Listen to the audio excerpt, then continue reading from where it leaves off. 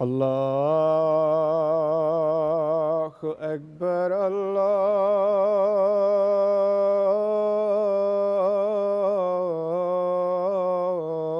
الله أكبر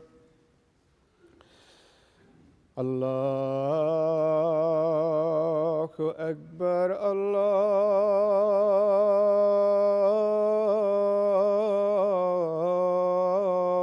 الله أكبر أشهد أن لا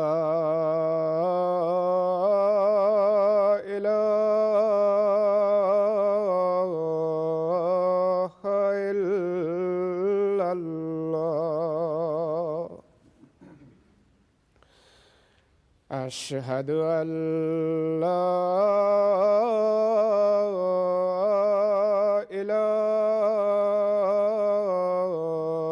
إله إلا الله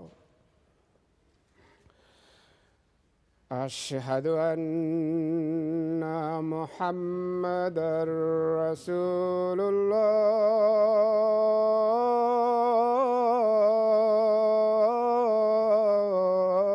الله أشهد أن محمدًا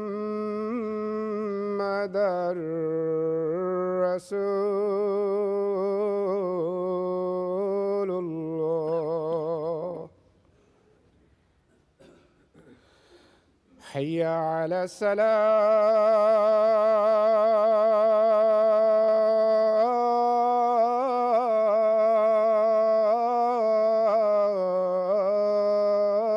الصلاة حي على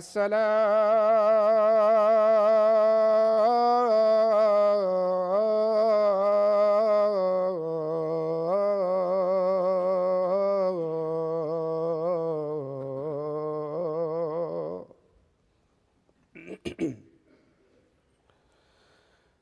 حي على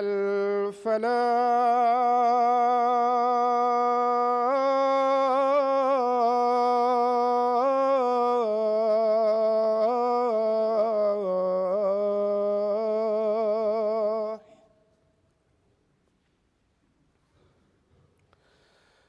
حي على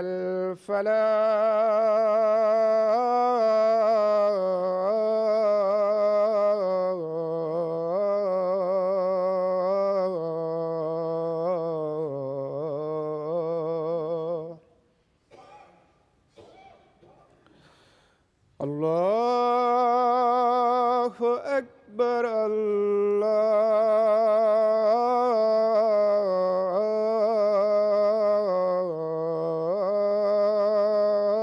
الله أكبر لا إله إلا الله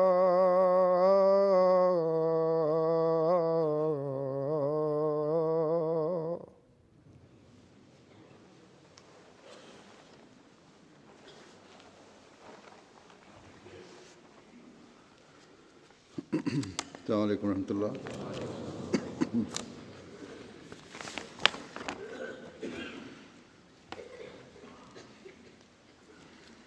أشهد أن لا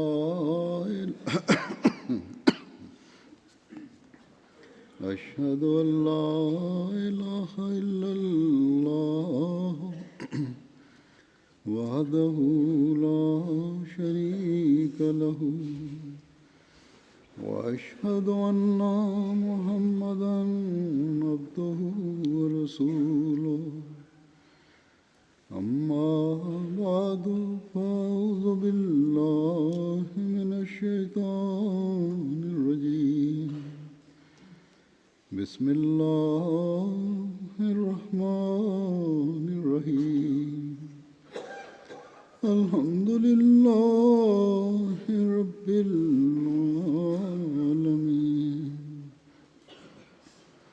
الرحمن الرحيم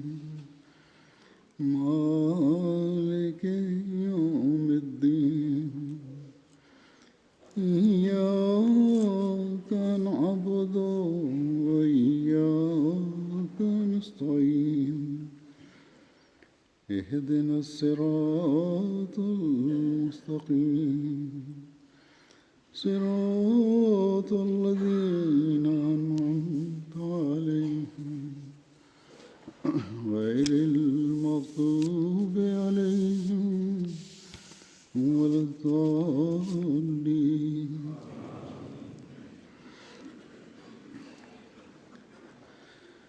20 فروری کا دن جماعت احمدیہ میں پیش گوئی مسلم موعود کے حوالے سے جانا جاتا ہے. حضرت مسیح موعود علیہ السلام کو اپنے ایک بیٹے کی پیدائش کی خبر دی گئی تھی جو دین کا خادم ہوگا، عمر پائے گا اور بے شمار دوسری خصوصیات کا حامل ہوگا.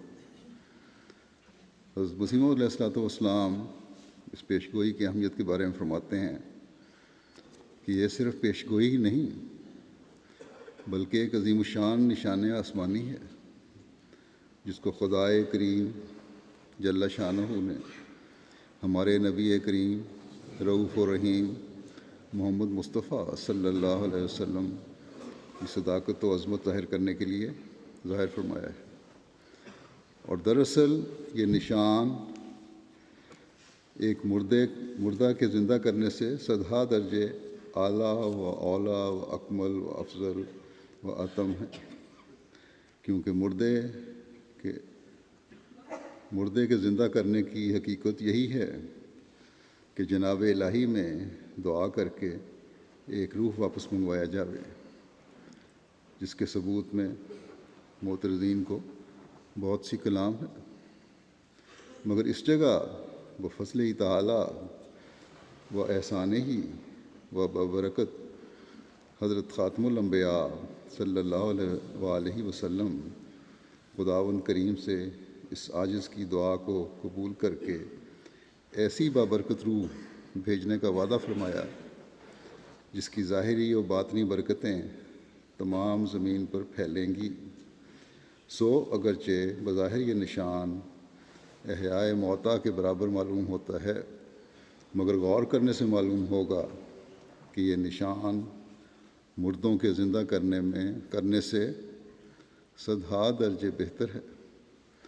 مردوں کی بھی روح ہی دعا سے واپس آتی ہے، اور اس جگہ بھی دعا سے ایک روح ہی منگائی گئی ہے، مگر ان روحوں اور اس روح میں لاکھوں کوسوں کا فرق ہے.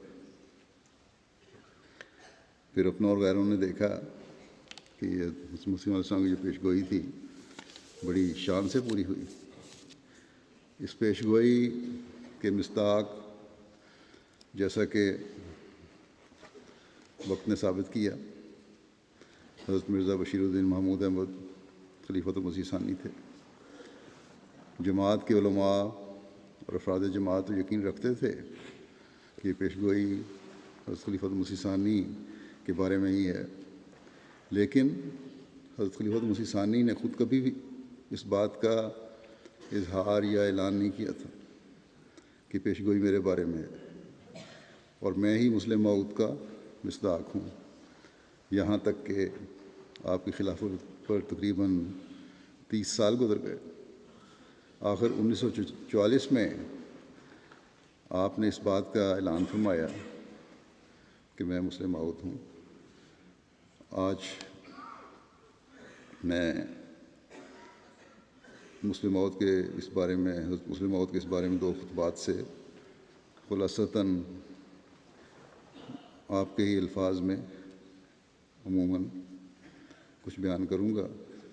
حضرت مسلم موعود نے اپنے 28 جنوری 1944 کے خطبے میں فرمایا کہ آج میں ایک ایسی بات کہنا چاہتا ہوں جس کا بیان کرنا میری طبیعت کے لحاظ سے مجھ پر گراں گزرتا ہے، لیکن چونکہ بعض نبوتیں اور الہی تقدیریں اس بات کے بیان کرنے سے وابستہ ہیں، اس لیے میں اس کے بیان کرنے سے باوجود اپنی طبیعت کے انقباض کے رک بھی نہیں سکتا. پھر آپ نے اپنی ایک لمبی رویا کا ذکر فرمایا ہے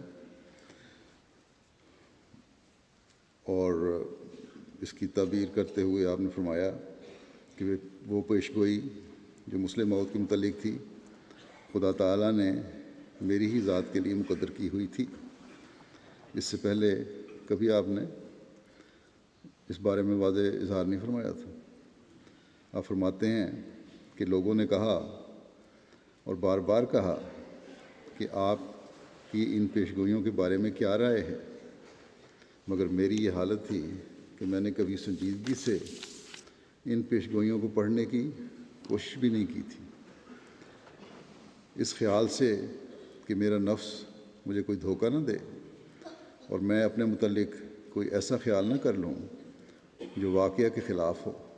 بس دیکھیں، جو اصل ہے وہ تو اتنی احتیاط کرتا ہے، اور دوسرے جن کے دماغ الٹے ہوئے ہیں بغیر نشان کے ہی اس کے اظہار کرتے رہتے ہیں، سوائے ان کو پاگل کہا جائے، کیا کہا جا سکتا ہے۔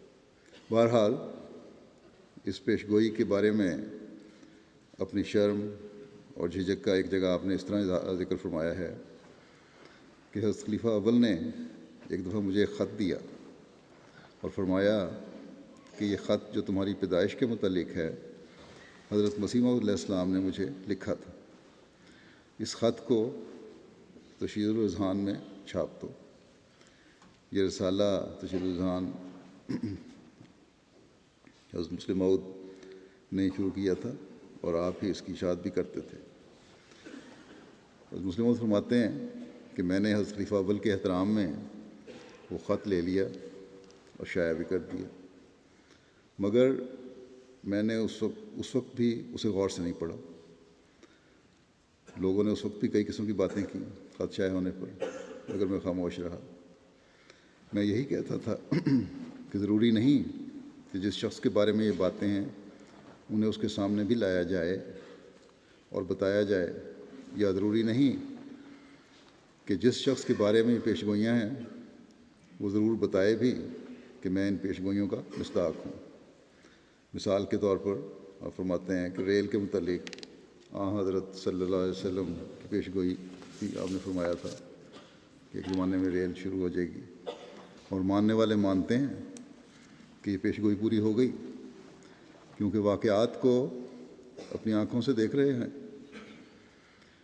ضروری نہیں کہ ریل خود بھی دعویٰ کرے کہ میں حضرت صلی اللہ علیہ وسلم کی پیشگوئی کی مصداق ہوں۔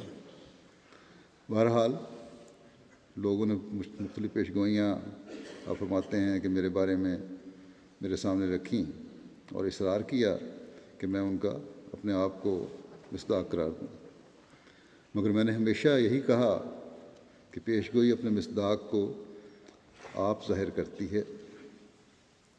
اگر یہ پیشگوئیاں میرے متعلق ہیں تو زمانہ خود بخود دیکھ لے گا کہ میں ان کا مصداق ہوں، اور اگر میرے متعلق نہیں تو زمانے کی گواہی میرے خلاف ہوگی۔ دونوں صورتوں میں مجھے کچھ کہنے کی ضرورت نہیں۔ اگر میرے متعلق نہیں تو میں کیوں گناہ گار بنوں، اور اگر میرے متعلق ہیں تو مجھے جلد بازی کی ضرورت نہیں، خدا تعالیٰ خود بخود حقیقت ظاہر کر دے گا۔ جیسے الہام میں کہا گیا تھا کہ انہوں نے کہا آنے والا یہی ہے یا ہم دوسرے کی راہ تکیں۔ یہ الہام کے فکرے تھے۔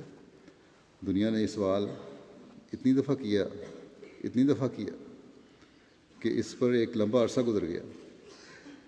اس لمبے عرصے کے متعلق بھی حضرت مسیح موعود علیہ السلام کے الہامات میں خبر موجود ہے۔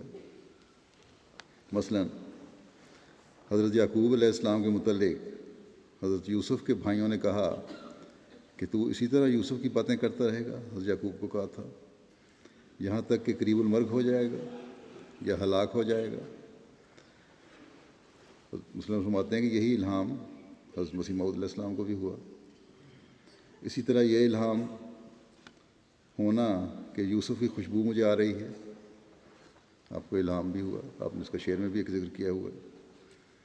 یہ بتاتا تھا کہ خدا تعالیٰ کی مشیت کے ماتحت یہ چیز ایک لمبے عرصے کے بعد ظاہر ہوگی، کیونکہ حضرت یوسف بھی اپنے باپ کو بڑے لمبے عرصے کے بعد ملے تھے، یا وہ پیشگوئی پوری ہوئی تھی۔ جو آپ نے فرمایا کہ میں تو اس یقین پر قائم ہوں کہ اگر موت تک بھی مجھ پر یہ ظاہر نہ کیا جاتا کہ یہ پیش گوئیاں میرے متعلق ہیں، تب بھی واقعات خود بخود بتا دیتے کہ یہ پیش گوئیاں میرے ہاتھ سے اور میرے زمانے میں پوری ہوئی ہیں، اس لیے میں ہی ان کا مصداق ہوں۔ لیکن اللہ تعالیٰ نے اپنی مشیت کے تحت اس امر کو ظاہر کر دیا اور مجھے علم بھی دے دیا کہ مسلم ماؤ سے تعلق رکھنے والی پیش گوئیاں میرے بارے میں ہیں۔ آپ نے بعض پیش گوئیوں کا مختصر ذکر کیا ہے، مثلا وہ 3 کو 4 کرنے والا ہوگا۔ اس کے متعلق آپ فرماتے ہیں کہ ہمیشہ یہ سوال کیا جاتا ہے کہ اس کا کیا مطلب ہے۔ اسی طرح دوشنبہ ہے، مبارک دوشنبہ، اس کے متعلق سوال کیا جاتا ہے۔ ان دونوں باتوں کو آپ نے اس طرح وضاحت فرمائی کہ حضرت مسیح موعود علیہ السلام کا ذہن 3 کو 4 کرنے والا کی پیشگوئی کے بارے میں اس طرف گیا ہے کہ وہ 3 بیٹوں کو 4 کرنے والا ہوگا۔ اگر یہ مطلب لیا جائے تو چوتھے بیٹے کے لحاظ سے بھی مطلب صاف ہے۔ مجھ سے پہلے مرزا سلطان احمد صاحب، مرزا فضل احمد صاحب اور مرزا بشیر احمد اول پیدا ہوئے اور چوتھا میں ہوا، اور میرے بعد حضرت مسیح موعود علیہ السلام کے 3 بیٹے ہوئے، اس لحاظ سے بھی میں 3 کو 4 کرنے والا ہوا۔ پھر میری خلافت کے ایام میں اللہ تعالیٰ نے مرزا سلطان احمد صاحب کو احمدیت میں داخل ہونے کی توفیق دی، اس طرح بھی میں 3 کو 4 کرنے والا ہوا۔ گویا 3 کو 4 کرنے والا میں 3 طرح سے ہوا اگر یہ اولاد کے لحاظ سے دیکھا جائے۔ لیکن فرماتے ہیں کہ میرا ذہن اللہ تعالیٰ نے اس طرح بھی منتقل کیا ہے کہ الہامی طور پر یہ نہیں کہا گیا کہ وہ 3 بیٹوں کو 4 کرنے والا ہوگا۔ الہام میں صرف یہ بتایا گیا تھا کہ وہ 3 کو 4 کرنے والا ہوگا۔ بس میرے نزدیک یہ اس کی پیدائش کی تاریخ بتائی گئی ہے۔ یہ پیشگوئی ابتدا 1886 میں کی گئی تھی۔ جو پیشگوئی ہے وہ ابتدا 1886 میں ہوئی تھی مسلم موعود کی، اور ہم فرمایا کہ میری پیدائش 1889 میں 1889 میں ہوئی۔ بس 3 کو 4 کرنے والی پیشگوئی میں یہ خبر دی گئی تھی کہ اس کی پیدائش چوتھے سال میں ہوگی، اور ایسا ہی ہوا۔ اور یہ جو آتا ہے دوشنبہ، مبارک دوشنبہ، اس کے اور معنی بھی ہو سکتے ہیں، مگر میرے نزدیک اس کی ایک واضح تشریح یہ ہے کہ دوشنبہ ہفتے کا تیسرا دن ہوتا ہے۔ دوسری طرف روحانی سلسلوں میں انبیاء اور ان کے خلفاء کا الگ الگ دور ہوتا ہے، اور جس طرح نبی کا زمانہ اپنی ذات میں ایک مستقل حیثیت رکھتا ہے، اسی طرح خلیفہ کا زمانہ اپنی ذات میں ایک مستقل حیثیت رکھتا ہے۔ اس لحاظ سے غور کر کے دیکھو، پہلا دور حضرت مسیح موعود علیہ السلام کا تھا، دوسرا دور حضرت خلیفۃ المسیح اول رضی اللہ تعالیٰ عنہ کا تھا، اور آپ فرماتے ہیں کہ تیسرا دور میرا ہے۔ ادھر اللہ تعالیٰ کا ایک اور الہام بھی اس تشریح کی تصدیق کر رہا ہے۔ حضرت مسیح موعود کو الہام ہوا تھا، اور وہ الہام یہ ہے کہ فضل عمر، حضرت عمر بھی رسول کریم صلی اللہ علیہ وسلم سے تیسرے نمبر پر خلیفہ تھے۔ بس دوشنبہ ہے، مبارک دوشنبہ سے یہ مراد نہیں کہ کوئی خاص دن خاص برکات کا موجب ہوگا، بلکہ مراد یہ ہے کہ اس موعود کے زمانے کی مثال احمدیت کے دور میں ایسی ہی ہوگی جیسے دوشنبہ کی ہوتی ہے۔ یعنی اس سلسلے میں اللہ تعالیٰ کی طرف سے خدمت دین کے لیے جو آدمی کھڑے کیے جائیں گے، ان میں وہ تیسرے نمبر پر ہوگا۔ فضل عمر کے الہامی نام میں بھی اسی طرف اشارہ ہے۔ گویا کلام اللہ میں یفسر و بعضہ بعضا کے مطابق فضل عمر کے لفظ نے دوشنبہ ہے، مبارک دوشنبہ کی تفسیر کر دی۔ مگر فرمایا کہ اس میں اس نام میں ایک اور خبر بھی ہے اور خدا تعالیٰ مبارک دوشنبہ ایک ایسے ذریعے سے بھی لانے والا ہے جو فرماتے ہیں کہ میرے اختیار میں نہیں تھا، اور کوئی انسان نہیں کہہ سکتا تھا کہ میں نے اپنے ارادے سے اور جان بوجھ کر اس کا اجرا کیا ہے، یعنی تحریک جدید کا اجرا، جسے 1934 میں ایسے حالات میں جاری کیا گیا جو آپ فرماتے ہیں کہ میرے اختیار میں نہیں تھے۔ گورنمنٹ کے ایک فیل نے، جس میں جماعت کے خلاف بعض سخت اقدامات کرنے کے منصوبے تھے، اور احرار کی فتنہ انگیزی کی وجہ سے اللہ تعالیٰ نے اس تحریک کا، آپ فرماتے ہیں کہ میرے دل میں القاء فرمایا، اور اس تحریک کے پہلے دور کے لیے میں نے 10 سال مقرر کیے۔ ہر انسان جب قربانی کرتا ہے تو قربانی کے بعد اس پر ایک عید کا دن آتا ہے، چنانچہ دیکھ لو رمضان کے روزوں کے بعد عید کا دن ہوتا ہے۔ اسی طرح جب ہماری 10 سالہ تحریک جدید ختم ہو گئی، اصول ختم نہیں ہوئی تھی ابھی تک، تو اس سے اگلا سال آپ فرماتے ہیں ہمارے لیے عید کا سال ہوگا، اور یہ سال 1944 میں جو ختم ہو رہا ہے، آپ کو فرماتے ہیں کہ عجیب بات ہے کہ 1945 کا سال اگر اس لحاظ سے دیکھا جائے تحریک جدید کے حوالے سے، جو پہلے 10 سال کی تاریخ تھی اور 11واں سال ہے، وہ عید کا سال ہے، اور یہ سال پیر کے روز سے شروع ہو رہا ہے، اور پیر کا دن دوشنبہ کہلاتا ہے۔ بس اللہ تعالیٰ نے ان الفاظ میں یہ خبر بھی دی تھی کہ ایک زمانے میں اسلام کی نہایت کمزور حالت میں اس کی اشاعت کے لیے ایک اہم تبلیغی ادارے کی بنیاد رکھی جائے گی، اور جب اس کا پہلا دور کامیابی سے مکمل ہوگا تو یہ جماعت کے لیے مبارک وقت ہوگا۔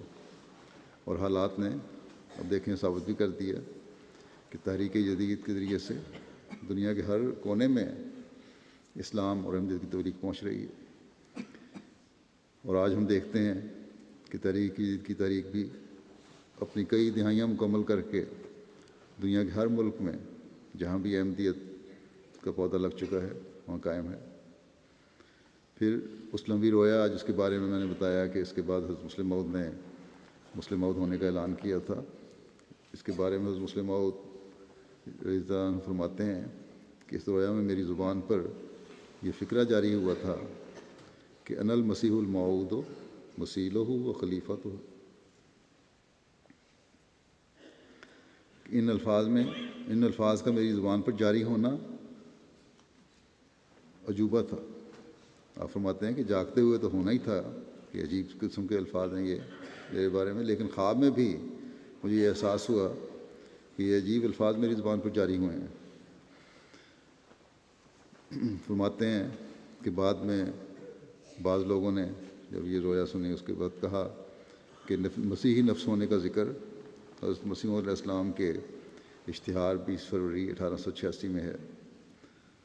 دوسرے دن فرمایا کہ حضرت مولوی سرور شاہ صاحب نے کہا کہ اشتہار میں یہ الفاظ ہیں کہ وہ دنیا میں آئے گا اور اپنے مسیحی نفس اور روح الحق کی برکت سے بہتوں کو بیماریوں سے صاف کرے گا۔ آپ فرماتے ہیں کہ میں نے بھی رویا میں دیکھا تھا کہ میں نے بت توڑوائے ہیں، بہت سارے بت ہیں جو میں نے توڑوا دیے۔ اس میں بھی یہی اشارہ ہے کہ وہ روح الحق کی برکت سے بہتوں کو بیماریوں سے صاف کرے گا۔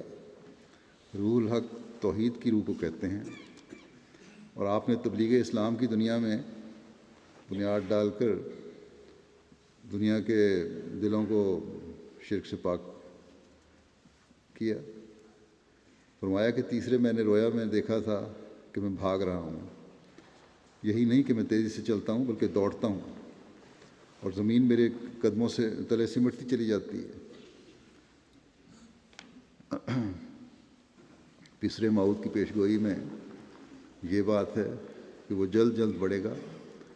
اس طرح رویا میں دیکھا کہ میں بعض غیر ملکوں کی طرف گیا ہوں، اور پھر میں نے وہاں اپنے کام کو ختم نہیں کیا، وہاں جا کے اپنے کام کو ختم نہیں کر دیا بلکہ میں اور آگے جانے کا ارادہ کر رہا ہوں۔ میں نے رویا میں کہا کہ اے عبد شکور، اب میں آگے جاؤں گا،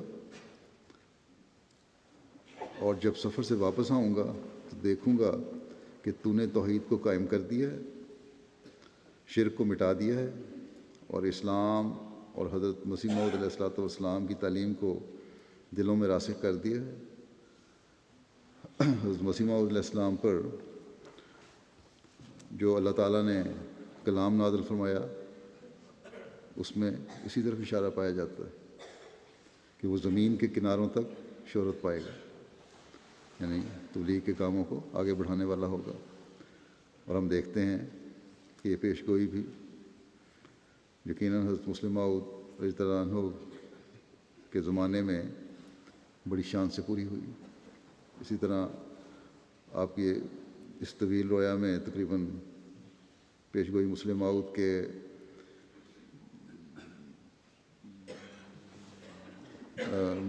مسلم موعود سے ملتی جلتی بہت سی باتیں ہیں جو مختلف پیرائے میں آپ کو دکھائی گئیں رویا میں۔ بہرحال اب رویا کے حوالے سے میں بیان کرنے کے بجائے کہ وہ رویا کی آگے بیان کروں، حضرت مسلم موعود نے واقعات کے حوالے سے یہ جو پیش گوئی تھی حضرت مسیح علیہ السلام کی، اس کے حوالے سے بعض واقعات جو پیش گوئی ہیں ان کا جو تطابق بیان کیا ہے، وہ کس طرح اس سے مطابقت رکھتے ہیں آپ کے زمانے سے، اور جو واقعات ہوئے اس پیش گوئی کو پورا کرنے والے وہ کس طرح ہیں، ان کا مختصر ذکر کروں گا۔ آپ فرماتے ہیں کہ لوگ کہتے تھے یہ بچہ ہے۔ اس زمانے میں اللہ تعالیٰ نے خلافت کے مقام پر مجھے کھڑا کیا، اس کی طرف بھی پیش گوئی میں یہ اشارہ کیا گیا تھا کہ وہ جلد جلد بڑھے گا۔ پھر آپ نے واقعہ بیان کیا کہ ایک دفعہ میں حضرت اماں جان رضی اللہ عنہا کے کمرے میں نماز کے انتظار میں ٹہل رہا تھا، اور یہ کمرہ مسجد کے ساتھ تھا، تو مجھے مسجد سے اونچی اونچی آوازیں بھی آئیں، جن میں سے ایک شیخ رحمۃ اللہ صاحب کی آواز میں نے پہچان لی، جو یہ کہہ رہے تھے کہ ایک بچے کو آگے کر کے جماعت کو تباہ کیا جا رہا ہے، یہ فساد، ایک بچے کے لیے فساد برپا کیا جا رہا ہے۔ تو اب فرماتے ہیں کہ مجھے حیرت ہوئی کہ وہ بچہ کون ہے۔ آخر مسجد میں جا کر میں نے ایک دوست سے پوچھا کہ وہ بچہ کون ہے، تو وہ دوست ہنس کر کہنے لگے کہ وہ بچے تم ہی ہو۔ فرماتے ہیں کہ مخالفین کا یہ قول حضرت مسیح علیہ السلام کے الہام کی تصدیق کر رہا تھا کہ وہ جلد جلد بڑھے گا۔ آپ فرماتے ہیں خدا نے مجھے اتنی جلدی بڑھایا کہ دشمن حیران رہ گیا، کیونکہ چند ماہ قبل مجھے بچہ کہنے والے چند ماہ کے بعد ہی مجھے ایک شاطر تجربہ کار کہہ کر میری برائی کر رہے تھے۔ دل الٹ گئے دو، گویا بچپن میں ہی اللہ تعالیٰ نے میرے ہاتھوں سے سلسلے میں رخنہ ڈالنے والوں کو شکست دلوا دی۔ فرماتے ہیں کہ باوجود اس کے کہ لوگ مجھے بچہ سمجھتے تھے، اور باوجود اس کے کہ میں واقعہ میں بچہ ہی تھا، اللہ تعالیٰ نے 25 سال کی عمر میں ایک حکومت پر قائم کر دیا، اور حکومت بھی ایسی جو روحانی حکومت تھی۔ جسمانی حکومت میں تو بادشاہ کے پاس تلوار ہوتی ہے، طاقت ہوتی ہے، جتھا ہوتا ہے، فوجیں ہوتی ہیں، جرنیل ہوتے ہیں، جیل خانے ہوتے ہیں، خزانے ہوتے ہیں، وہ جس کو چاہتا ہے پکڑ کر سزا بھی دیتا ہے۔ لیکن روحانی حکومت میں جس کا جی چاہتا ہے مانتا ہے، اور جس کا جی چاہتا ہے انکار کرتا ہے، اور طاقت کا کوئی سوال ہی نہیں ہوتا۔ پھر اللہ تعالیٰ نے حکومت روحانی پر ایسی حالت میں کھڑا کیا جب خزانے میں صرف چند آنے تھے، چند پیسے رہ گئے تھے خزانے میں، اور ہزار روپے کا قرض تھا خزانے پر۔ اور پھر خدا تعالیٰ نے یہ کام ایسی حالت میں سپرد کیا جب جماعت کے ذمہ دار افراد تقریباً سب کے سب مخالف تھے، اور یہاں تک مخالف تھے کہ ان میں سے ایک نے مدرسہ ہائی اسکول کی طرف اشارہ کر کے کہا کہ ہم تو جاتے ہیں، لیکن عنقریب تم دیکھو گے کہ ان عمارتوں پر عیسائیوں کا قبضہ ہوگا۔ بس ایک 25 برس کا لڑکا جس کے لیے تمام ظاہری اسباب مخالفت میں کھڑے تھے، نہ خزانہ، نہ تجربہ کار کام کرنے والے، اور میدان دشمن کے قبضے میں تھا، اور وہ خوشیاں منا رہا تھا کہ عنقریب یہاں عیسائیوں کا قبضہ ہو جائے گا، اور جس کو حکومت دی گئی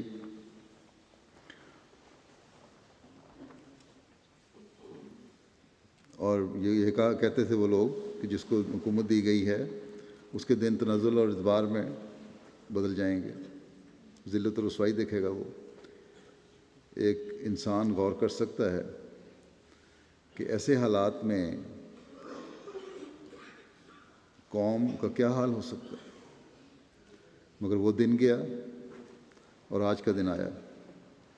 دیکھنے والے دیکھ رہے ہیں کہ جماعت کی جو تعداد اس وقت تھی جب وہ میرے سپرد کی گئی، آج خدا تعالیٰ کے فضل سے اس سے سینکڑوں گنے زیادہ ہے۔ جن ممالک میں حضرت مسیح علیہ السلام کا نام پہنچ چکا تھا، آج اس سے 20 گنے زیادہ ممالک میں حضرت مسیح علیہ السلام کا نام پہنچ چکا ہے۔ جس خزانے میں صرف 18 آنے تھے، حضرت مسلم فرماتے ہیں کہ آج لاکھوں روپے موجود ہیں اس خزانے میں۔ فرماتے ہیں کہ آج میں اگر مر بھی جاؤں تب بھی خزانے میں لاکھوں روپے چھوڑ کر جاؤں گا۔ اس سلسلے کی تائید میں اس سے بہت زیادہ کتابیں چھوڑ کر جاؤں گا جو مجھے ملی، یعنی لٹریچر میں، اور میں سلسلے کی خدمت کے لیے اس سے بہت زیادہ علوم چھوڑ کر جاؤں گا جو مجھے اس وقت ملے تھے جب خدا نے مجھے خلافت کے مقام پر کھڑا کیا تھا۔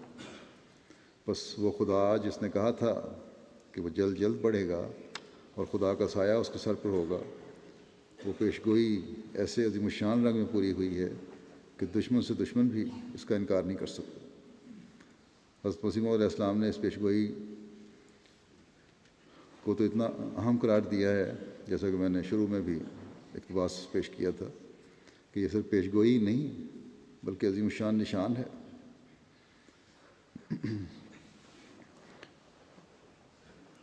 اس لڑکے کی پیدائش پیشگوئی کے مطابق 9 برس میں ہونی تھی۔ یہ بھی تھے اس میں پیشگوئی میں الفاظ جو اصل پیشگوئی ہے۔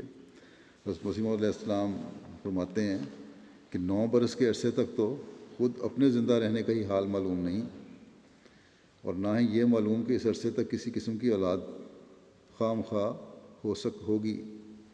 چہ جائے کہ لڑکا پیدا ہونے پر کسی اٹکل سے قطع اور یقین کیا جائے۔ پھر صرف لڑکا ہی نہیں پیدا نہیں ہونا تھا بلکہ اسلام کی شان و شوکت کا موجب ہوگا وہ لڑکا، یہ پیشگوئی تھی۔ وہ کیا زمانہ تھا جب حضرت مسیح علیہ السلام پر دشمن چاروں طرف سے حملے کر رہے تھے، محض اس بنا پر کہ آپ نے الہام کا دعویٰ کیا تھا۔ آپ نے فرمایا تھا کہ مجھے الہام ہوتا ہے۔ مجددیت کا دعویٰ نہیں تھا، ماموریت کا دعویٰ بھی نہیں تھا۔ اس وقت ایک لڑکے کی پیشگوئی ان اعلیٰ صفات کے ساتھ آپ نے بیان فرمائی۔ حضرت مسلم فرماتے ہیں کہ جب کسی کے نائب کی شہرت کا کہا جائے تو اس کا مطلب یہ ہوتا ہے کہ اس کے آقا و مطاع کی شہرت ہوگی۔ بس جب خدا تعالیٰ نے پیشگوئی میں یہ کہا کہ وہ زمین کے کناروں تک شہرت پائے گا، تو اس کے یہ معنی تھے کہ اس کے ذریعے سے حضرت محمد رسول اللہ صلی اللہ علیہ وسلم اور حضرت مسیح علیہ السلام بھی دنیا کے کناروں تک، ان کا نام بھی دنیا کے کناروں تک پہنچے گا۔ اب دیکھ لو پیشگوئی کتنی واضح ہے۔ حضرت مسیح علیہ السلام کے زمانے میں افغانستان صرف ایسا ملک تھا جہاں کسی اہمیت کے ساتھ کچھ حد تک، یا اہمیت بیان کی جا سکتی ہے کیونکہ 2 شہداء بھی تھے، کسی اہمیت کے ساتھ حضرت مسیح علیہ السلام کا پیغام پہنچا تھا۔ دوسرے ممالک میں صرف اڑتی ہوئی خبریں تھیں، وہ یا مخالفین کی پھیلائی ہوئی تھیں، یا کسی کے ہاتھ کوئی کتاب پہنچی تو اس نے آگے دکھا دی کسی کو۔ باقاعدہ جماعت کسی ملک میں قائم نہیں تھی۔ خواجہ کمال الدین صاحب انگلستان گئے تھے، یہاں آئے تھے، مگر حضرت مسیح علیہ السلام اور جماعت کا نام لینا کہتے تھے کہ یہ تو زہر کے برابر ہوگا، اس لیے جماعت کا نام نہیں لینا، حضرت مسیح علیہ السلام کا نام نہیں لینا۔ پس اگر انگلستان میں نام پھیلا تو خواجہ صاحب کا نام پھیلا، جماعت کا نہیں، نہ حضرت مسیح علیہ السلام کا۔ اور جب حضرت مسلم موعود کو اللہ تعالیٰ نے خلیفہ بنایا تو خدا تعالیٰ کے فضل سے آپ فرماتے ہیں کہ سماٹرا میں، جاوا میں، اسٹریٹ سیٹلمنٹ میں، چین میں احمدیت پھیلی، ماریشس میں، افریقہ کے دوسرے ممالک میں احمدیت پھیلی، مصر میں، فلسطین میں، ایران میں، دوسرے عرب ممالک میں، یورپ کے کئی ممالک میں احمدیت پھیلی۔ بعض جگہ حضرت مسلم موعود کے وقت بھی جماعت کی تعداد ہزاروں تک پہنچ گئی، اور افریقہ کے ممالک میں لاکھوں میں بھی تھی۔ پھر اس پیشگوئی میں اللہ تعالیٰ کی طرف سے ایک یہ خبر بھی دی گئی تھی کہ وہ علوم ظاہری و باطنی سے پر کیا جائے گا۔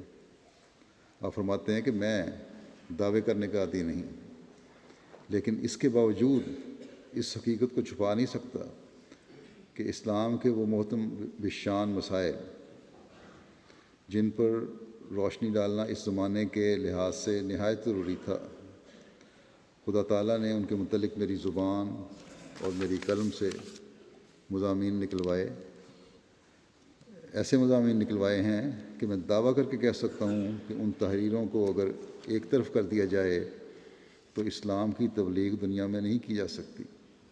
قرآن کریم میں بہت سے ایسے امور ہیں جن کو اس زمانے کے لحاظ سے لوگ سمجھ نہیں سکتے تھے جب تک کہ دوسری آیات سے ان کی تشریح نہ کر دی جاتی، اور یہ خدا تعالیٰ کا فضل ہے کہ اس نے میرے ذریعے سے ان مشکلات کو حل کیا۔ آپ فرماتے ہیں کہ اسلام اس وقت ایک ایسے دور سے گزر رہا ہے جو ضعف اور کمزوری کا دور ہے۔ حضرت مسیح علیہ السلام کے ذریعے پھر اللہ تعالیٰ نے اسلام کی حفاظت کی بنیاد رکھی، لیکن حضرت مسیح علیہ السلام کے زمانے میں اسلام پر وہ تمدنی حملہ نہیں ہوا تھا جو آج کیا جا رہا ہے۔ بس اللہ تعالیٰ نے چاہا کہ آپ کی پیشگوئی کے مطابق اس زمانے میں ایک ایسے شخص کو اپنے کلام سے سرفراز فرمائے جو روح الحق کی برکت سے برکت اپنے اندر رکھتا ہو یا اپنے ساتھ رکھتا ہو، جو علوم ظاہری و باطنی سے پر ہو، جو دشمن کے ان تمدنی حملوں کو حضرت مسیح علیہ السلام کی تشریح اور رسول کریم صلی اللہ علیہ وسلم کی بیان فرمودہ تشریح اور قرآن کریم کی منشا کے مطابق دور کرے اور اسلام کی حفاظت کا کام سر انجام دے۔ سو خدا تعالیٰ نے اپنا کام کر دیا اور میری تحریروں پر اپنی مہر تصدیق کر دی۔ آپ نے فرمایا کہ جب تک خدا تعالیٰ نے مجھے نہیں کہا میں چپ رہا، اور جب خدا تعالیٰ نے بتا دیا، اور نہ صرف بتا دیا بلکہ ارشاد فرمایا کہ لوگوں کو بھی بتا دوں، تو میں بتا رہا ہوں کہ یہ پیشگوئی ہر لحاظ سے مجھ پر پوری ہوتی ہے۔ آپ فرماتے ہیں کہ نہ صرف خدا تعالیٰ نے مجھے ارشاد کیا کہ بتا دوں، بلکہ اپنے فضل سے ایسے حالات پیدا فرمائے جو اس پیشگوئی کی صداقت کے لیے بطور دلیل کے ہیں۔ جس طرح آسمان پر چاند چمکتا ہے تو اللہ تعالیٰ اس کے ارد گرد ستارے پیدا کر دیتا ہے، اسی طرح ان دنوں میں بہت سے لوگوں کو ایسی خوابیں آئی ہیں جن میں اس خواب کا مضمون دہرایا گیا ہے جو میں نے دیکھی تھی۔ چنانچہ میری رویا کے بعد ایک دوست نے، ڈاکٹر محمد لطیف صاحب نے مجھے لکھا، بتایا کہ انہوں نے رویا میں دیکھا ہے کہ ایک فرشتہ میرا نام لے کر کہہ رہا ہے کہ انبیاء اور رسل کے ساتھ اس کا نام لیا جائے گا۔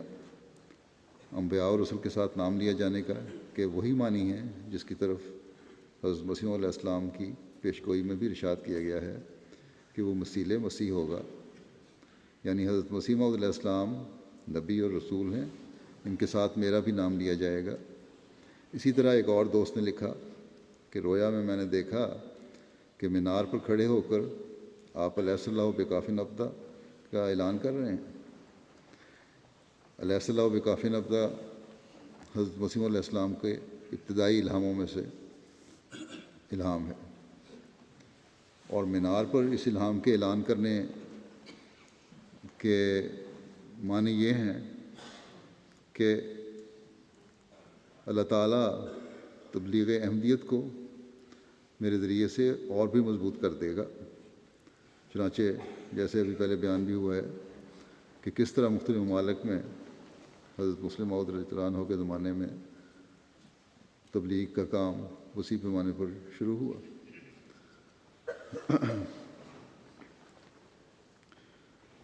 اور وہی بنیادیں ہیں جن پر آج بھی آگے کام چلتا چلا جا رہا ہے۔ پھر آپ نے اپنے بعض رویا اور الہامات کا اپنی تائید میں ذکر فرمایا اور فرماتے ہیں کہ اللہ تعالیٰ نے مجھے اپنی وحی سے نوازا، اور اس بات سے بھی کہ اس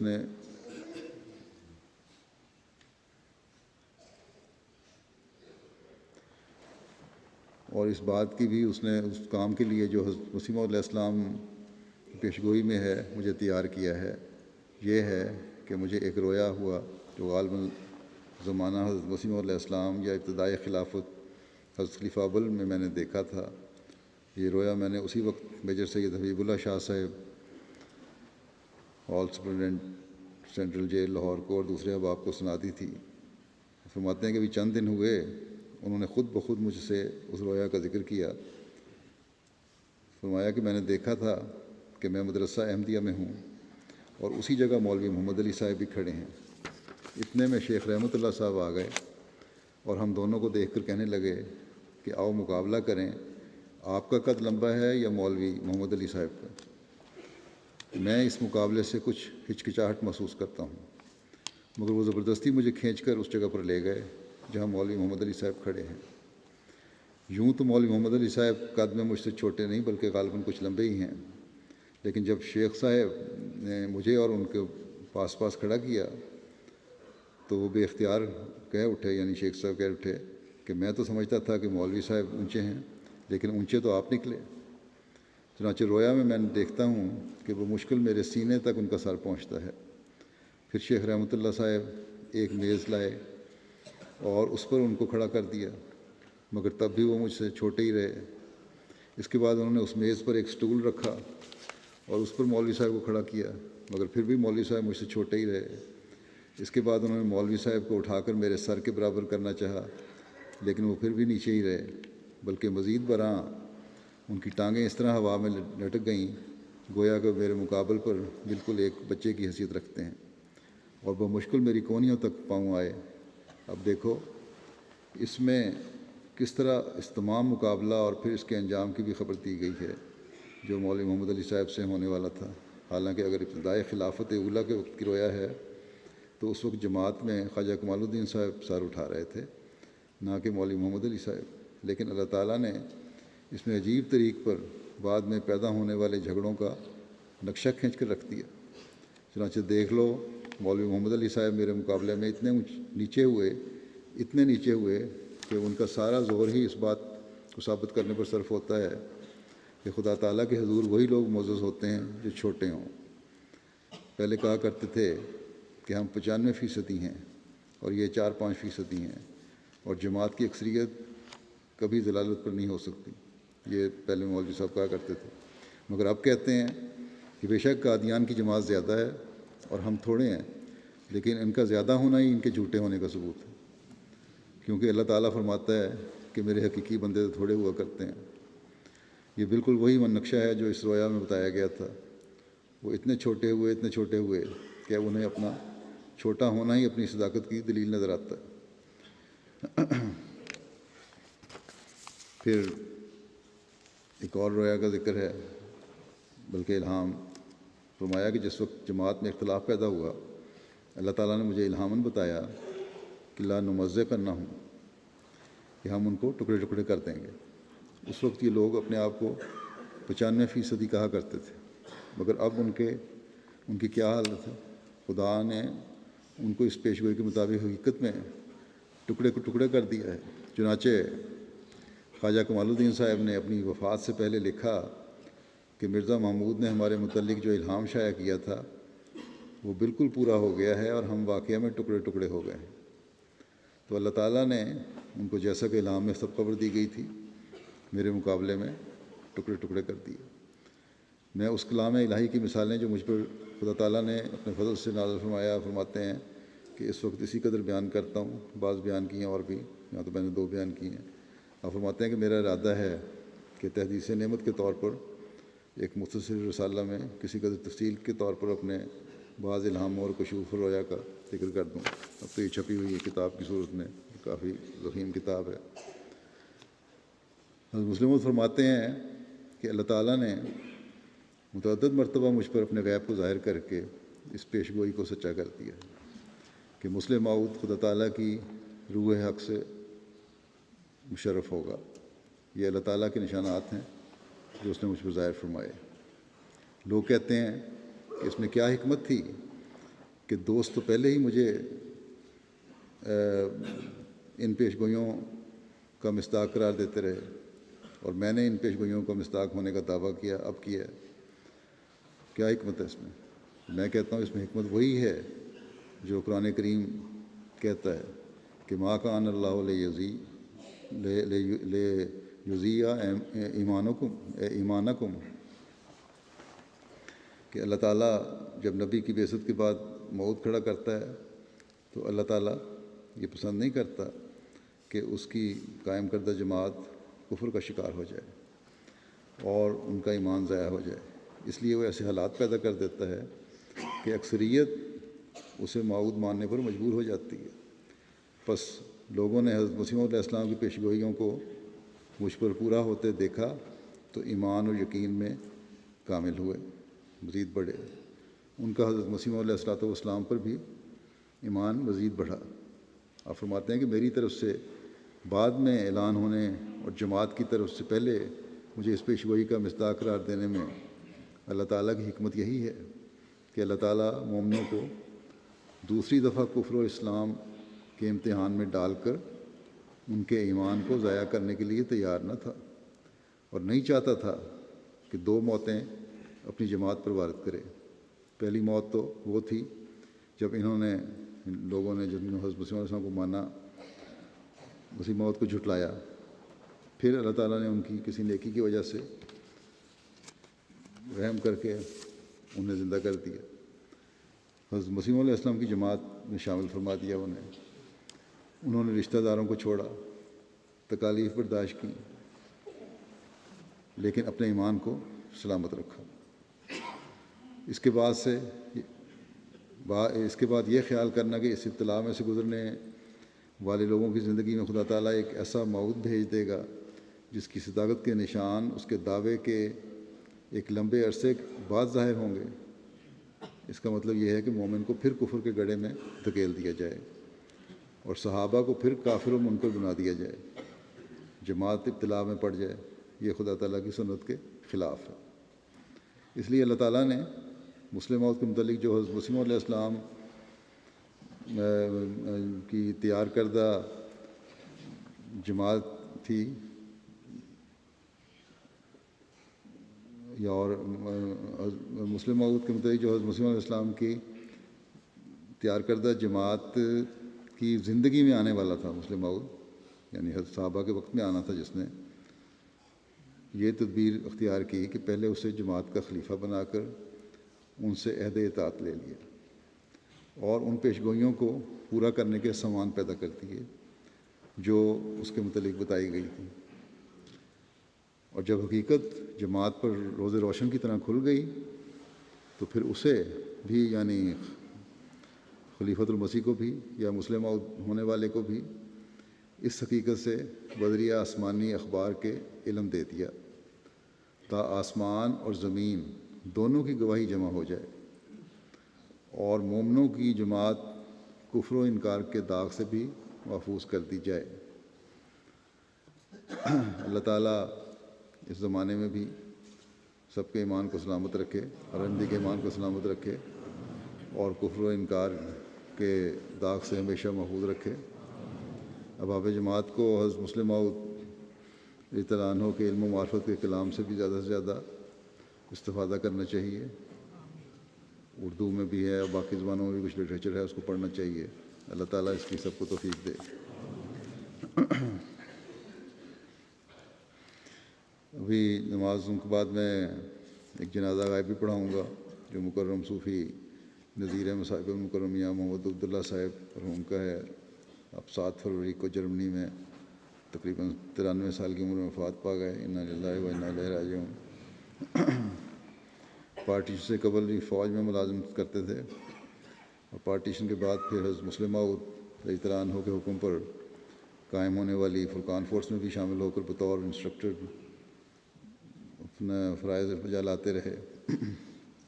اس کے بعد پھر کراچی میں کچھ عرصہ ملازمت کی. پھر آپ محمد آباد اسٹیٹ سندھ میں رہائش اختیار کر لی اور اپنا ذاتی کاروبار وہاں شروع کر دیا. وہاں لمبا عرصہ سیکرٹری مال کے طور پر خدمت کی توفیق پائی. ایک دفعہ اس کے بعد پھر یہ کچھ عرصے بعد پھر ربا منتقل ہو گئے. ان کے بھائی بھی شاید ان کے ساتھ ہی تھے کاروبار میں. تو یہ ربا آ گئے تو بھائی نے کو بعض کاروباری مشکلات پیش آئیں. انہوں نے ان کو کہا کہ آپ سندھ آ جائیں، لیکن انہوں نے جواب دیا کہ اب میں ربا میں رہوں گا، یہیں آ گیا ہوں. اس پر ان کے بھائی نے حضرت خلیفۃ مسیح ثالث کی خدمت میں لکھا کہ میرے بھائی کو واپس سندھ آنے کی تلقین فرمائیں. تو چنانچہ حضور رحمۃ اللہ تعالیٰ نے خلیفۃ مسیح ثالث نے آپ کو بلا کر سندھ جانے کی تلقین کی. ربا میں محلہ کے صدر جماعت بھی وہاں موجود تھے اس وقت. انہوں نے عرض کیا کہ حضور یہ ہمارے بہت مخلص کارکن ہیں. اس پر خلیفۃ مسیح ثالث نے فرمایا کہ سندھ میں بھی ہمیں مخلص کارکنان کی ضرورت ہے. اس طرح پھر صوفی صاحب واپس سندھ چلے گئے اور خود ان کا کوئی ارادہ نہیں تھا، صرف خلیفۃ المسیح کی ارشاد پر لبیک کہتے ہوئے انہوں نے اپنا ربا کاروبار بند کیا، فیملی کو بھی وہیں چھوڑا اور سندھ چلے گئے. ایک لمبا عرصہ سندھ گزارنے کے بعد اب دوبارہ ربا آئے. صدر انجمن احمدیہ کے مختلف شعبہ جات میں اعزازی طور پر کام کرتے رہے. دفتر پرائیویٹ سیکرٹری ربا میں بھی لمبا عرصہ خدمت بجالاتے رہے. 1986 میں جرمنی منتقل ہو گئے اور وفات تک پھر وہیں جرمنی میں رہے. جرمنی میں آپ ہائیڈلبرگ جماعت کے صدر کے طور پر کام کرتے رہے. مجلس انصار اللہ کے زیر انتظام جرمنی کے 4 ریجنس میں سے ایک ریجن کے ناظم علاقہ کے طور پر بھی خدمت بجالاتے رہے. بحیثیت ناظم علاقہ خلافت رابعہ میں آپ کو اول انعام بھی ملا. آپ کے پسماندگان میں 2 بیٹیاں اور 4 بیٹے ہیں. 2 بیٹے جلال شمس صاحب اور منیر احمد جاوید صاحب وقف زندگی ہیں. ایک داماد حنیف محمود صاحب بھی ربا میں ہیں، مربی نادر اصلاح ارشاد، نائب نادر اصلاح ارشاد ہیں، وقف زندگی ہیں. آپ کے بیٹے جلال شمس صاحب لکھتے ہیں، جہاں ہیں جو ڈاکٹر جلال شمس صاحب ٹرکش ڈیسک کے انچارج ہیں، کہ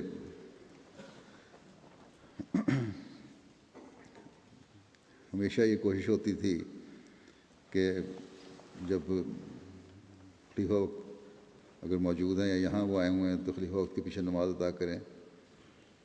نہایت عبادت گزار تھے اور انداز دعا بھی بڑا خوبصورت تھا. دعا کے وقت اس قدر درد ہوتا تھا اور اتنی آہوازاری ہوتی تھی کہ یوں لگتا تھا کہ بس ابل کے جذبات باہر آ رہے ہیں اور اللہ تعالیٰ کے حضور گریہ وزاری ہو رہی ہے.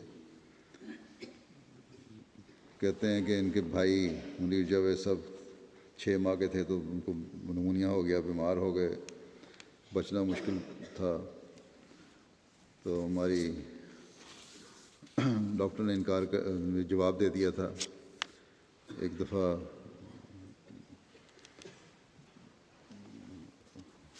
کہتے ہیں کہ انہوں نے اس وقت بڑی گڑ گڑا کر دعائیں کیں. میری والدہ نے بھی اور والد نے بھی اللہ تعالیٰ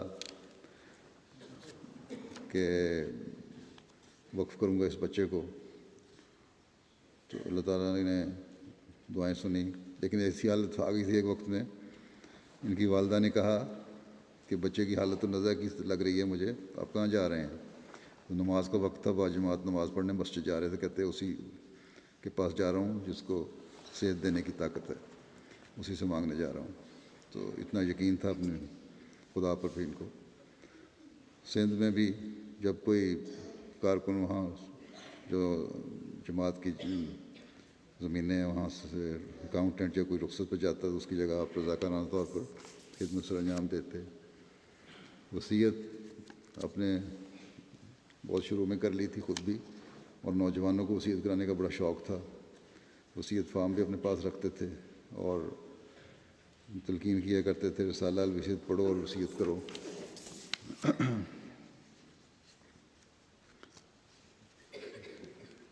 یہ لکھتے ہیں کہ اپنی نصف اولاد 4 بیٹوں میں سے 2 بیٹوں کو اور 2 بیٹیوں میں سے 1 بیٹی کو، بیٹوں کو وقف کیا اور بیٹی کو وقف زندگی کو دیا۔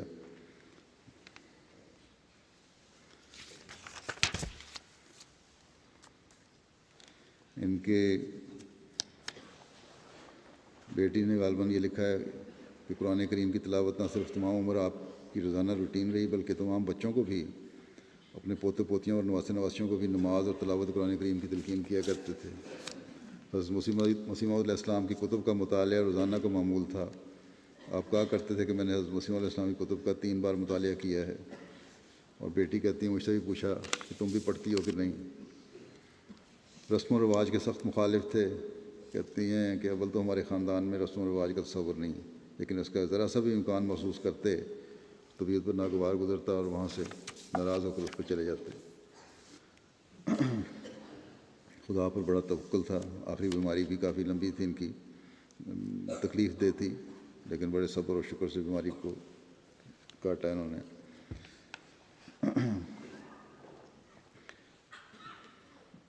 ان کی عبادت کے بارے میں تو خاص طور پہ ان کے ملنے والوں اور ان کے بچوں ساروں نے لکھا ہے کہ ایسا نظارہ تھا کہ اللہ تعالیٰ کے حضور جس طرح روح ان کی پگھل رہی ہو اس طرح عبادت کیا کرتے تھے۔ اور خلافت سے بھی ان کا بے انتہا تعلق تھا، یہاں بھی جب آیا کرتے تھے تو دفتروں میں انتظار میں ہوتے تھے، کبھی دفتر سے میں باہر آؤں تو سلام کریں، اور بعض دفعہ انتظار میں کافی دیر کھڑے رہا کرتے تھے باوجود بڑی عمر کے اور کمزوری کے۔ بہرحال اللہ تعالیٰ نے ان کو بہت ساری خوبیاں دی تھیں۔ اللہ تعالیٰ ان سے مغفرت اور رحم کا سلوک فرمائے اور درجات بلند فرمائے، ان کی اولاد کو ان کی دعاؤں کو بھی وارث بنائے اور ان کی نیکیاں جاری رکھنے کی بھی توفیق عطا فرمائے۔